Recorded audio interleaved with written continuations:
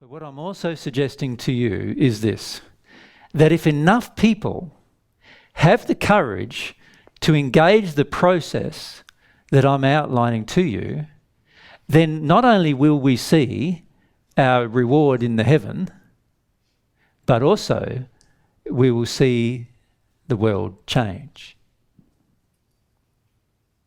And that would be a tremendous legacy to leave subsequent generations. Don't you think?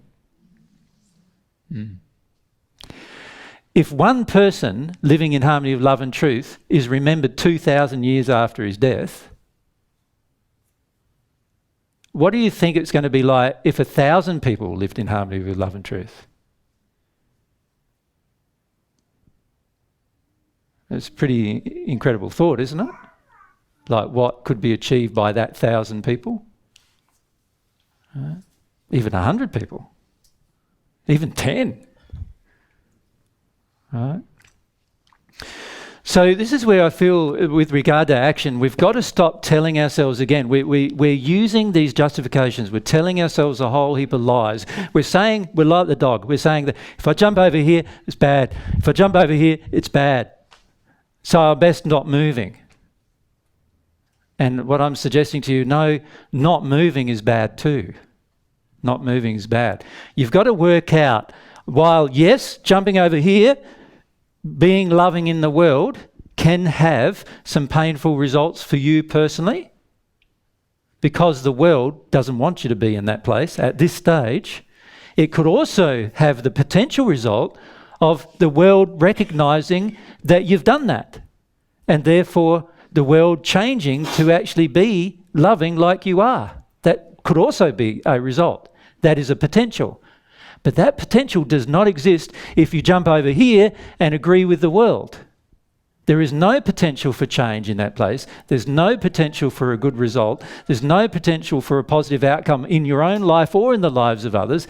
And you're breaking all of God's laws, so there's going to be negative consequences in that place. Not just the consequences that the world gives you, but now we're talking about universal long-term consequences, which will exist well after you leave here, if you choose that course of action. Do you see? So at some point, we've got to stop feeding ourselves this crap that we feed ourselves about, the best course of action is to not take action. We've got to stop seeing that and start seeing that as a sin which has far-reaching negative consequences, not only for myself, but for the generations of humankind to come after me.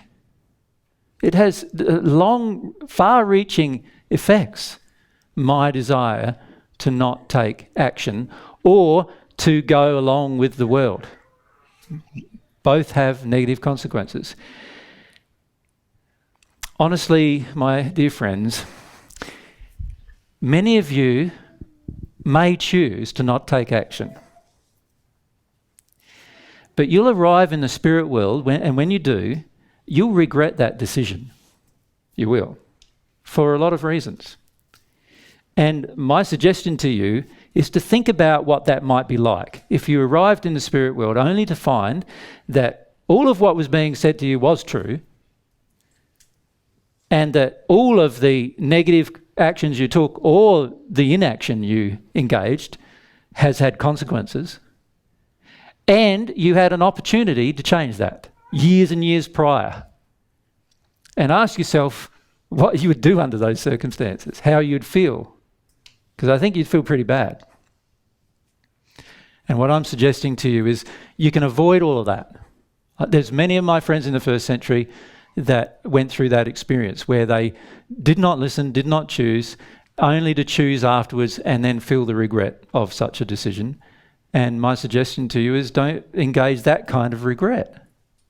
Allow yourself to work through that. Allow yourself to feel the motivation to change now, no matter what the world projects at you. And this is also why I said you have to live in the world but not be of the world. And if you're not of the world will attack you. It will. But that's not God's fault. That's the world's fault. Put the blame where it is. right? Put it where it is. It's because of generations of people before us choosing inactivity or choosing sin. That's why it happens. All the people before us, if they'd chosen differently, we'd be living in utopia now. We would. We'd have loving arrangements. There'd be no borders. There'd be no such thing as countries. There'd be no such thing as religions. There'd be no such thing as, anything that's divisive. Governments. There would be governments, but they wouldn't be divisive. They'd govern our operation. Who needs to govern somebody who's already loving? It's pretty, you don't really need that.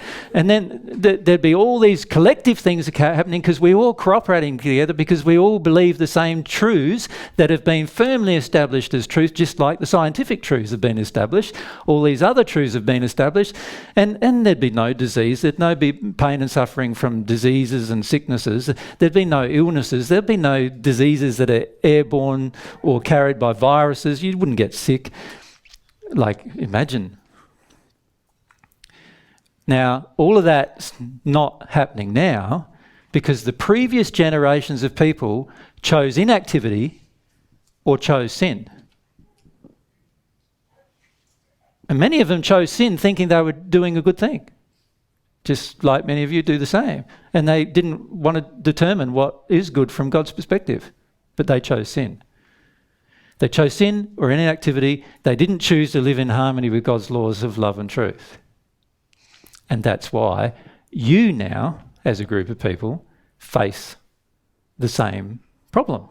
It's on you now. You're alive now. It's on you now as to whether you will change. And if you don't change, then maybe the next generation will, or maybe the generation after that, or the generation after that. Or maybe no one will.